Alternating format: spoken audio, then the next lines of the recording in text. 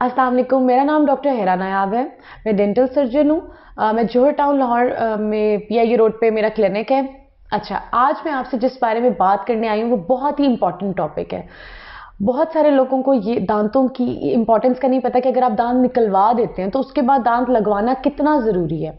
जब आपको किसी भी रीज़न की वजह से यानी कि आपका दांत सेव नहीं हो सकता और वो एक्सट्रैक्ट करवाना मस्ट हो जाता है, तो फिर जब आपने कोई दांत निकलवा दिया उसके बाद आपको रिप्लेसमेंट लाजमी है कि करवाएं।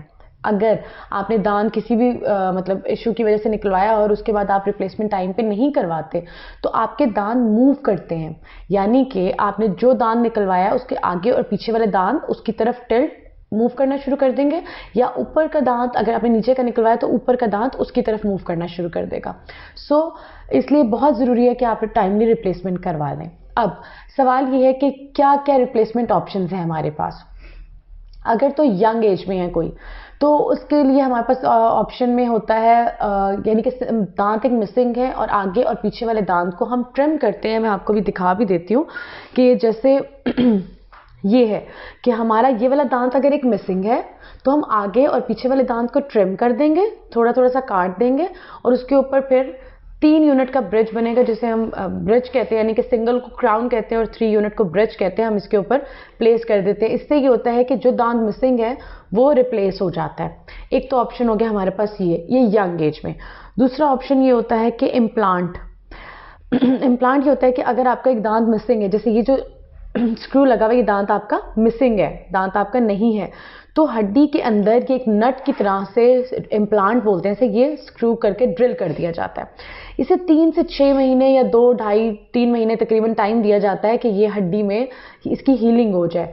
उसके बाद फिर इसके ऊपर जो है वो एक सिंगल यूनिट क्राउन प्लेस कर दिया जाता है और ये दांत रिप्लेस हो जाता है। इसका फ़ायदा ये है कि इसके साथ वाले दांतों को ट्रिम नहीं करना पड़ता।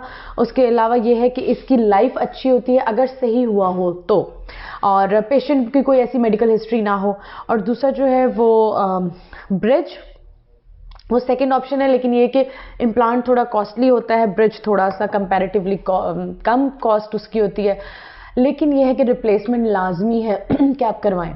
ये तो यंग एज में है, ठीक है, यानी कि कोई आपको मेडिकल हिस्ट्री नहीं है, शुगर का कोई मसला नहीं है, दिल का कोई मसला या ऐसी कोई बोन ठीक है, तो इम्प्लांट लगने के ना कुछ इंडिकेशंस और कुछ कंट्राइंडिकेशंस होती हैं। यानी कि अगर आपने इम्प्लांट लगाना है तो हम देखते हैं कि कोई मेडिकल हिस्ट्री तो नहीं है, यानी कि शुगर तो नहीं है उसको, या उसकी बोन की हाइट कितनी है, ये काफ़ी सारी चीज़ें होती हैं जो इवेल्युएट करके फिर हम इम्प्लांट के ऑप्शन की तरफ जाते हैं कि क्या यहाँ पे इम्प्लांट लग सकता है या नहीं।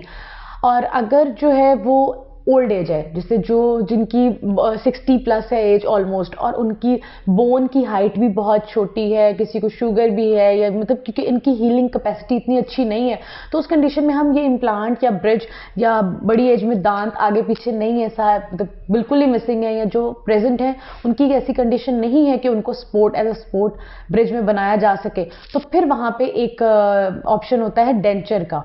उसे कहते हैं, जो उतरने चढ़ने वाले दांत होते हैं, सिंपल वर्ड्स। तो फिर हम डेंचर से रिप्लेस करते हैं दांत। तो यंग एज में आप जो डेंचर है इसके ऑप्शन की तरफ अवॉइड करते हैं कि ये ना लगाया जा सके। अच्छा, अब ये है कि आपको नहीं पता कि आपकी कंडीशन कैसी है, इम्प्लांट लग सकता है, ब्रिज लग सकता है, डेंचर लग सकता है, ये आपको आपके डेंटिस्ट से वो इवेलुएट करेंगे, प्रॉपर डायग्नोसिस होगा, ट्रीटमेंट प्लान होगा, और फिर वो आपको जो रिकमेंड करेंगे उस रिप्लेसमेंट ऑप्शन की तरफ आपको जाना है।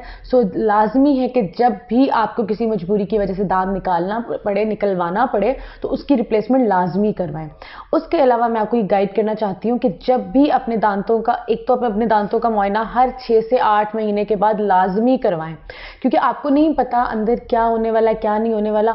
जब भी कोई भी ट्रीटमेंट मतलब कैविटी है, दांतों में कीड़ा लगना स्टार्ट होता है या कुछ भी, तो वो अगर आप उसको शुरू ही पे ही स्टेज पे रुकवा लेंगे, यानी कि ट्रीटमेंट करवा लेंगे, फिलिंग होने वाली है, स्केलिंग होने वाली है, तो वो ज़्यादा बढ़ेगा नहीं, और जितना स्टार्ट में आप करवा लेंगे उतना ही आपको कॉस्ट इफेक्टिव, यानी कि कम कॉस्ट पड़ेगी ट्रीटमेंट की भी, और आपके दांत भी उतने कम खराब होंगे। उसके अलावा ये है कि कोशिश करें, जिसके पास भी आप अपना ट्रीटमेंट करवाने चाहें, अपनी तसल्ली कर लें कि वो क्वालिफाइड बीडीएस डेंटिस्ट ही हो, क्योंकि आजकल बहुत से अताई यानी कि नॉन क्वालिफाइड टेक्नीशियंस हैं जो ये काम कर रहे हैं। तो अपना काम करवाने से पहले आप अपनी तसल्ली कर लें कि आप अपना काम किसी प्रॉपर डेंटिस्ट से करवाएं। अब मैं आपको बताऊंगी कि दांतों की आपने सफाई कैसे रखनी है। एक तो आपने सुबह नाश्ता करने के बाद दांतों में ब्रश करना है और एक आपने रात को सोने से पहले ब्रश करना है। उसके अलावा डेंटल फ्लॉस मिलती है धागा दांतों में फेरने के लिए, आपने वो दिन में एक दफ़ा जो है वो दांतों के दरमियान में लाजमी उससे सफाई करनी है। उसके अलावा कोई भी non medicated mouth wash simple जो भी हो वो आपने एक दफ़ा यूज़ करना है। इसके अलावा आपने जो है ना बस कुछ भी आप खाते पीते हैं तो खाने पीने के बाद अच्छी तरह से कुल्ली कर लें।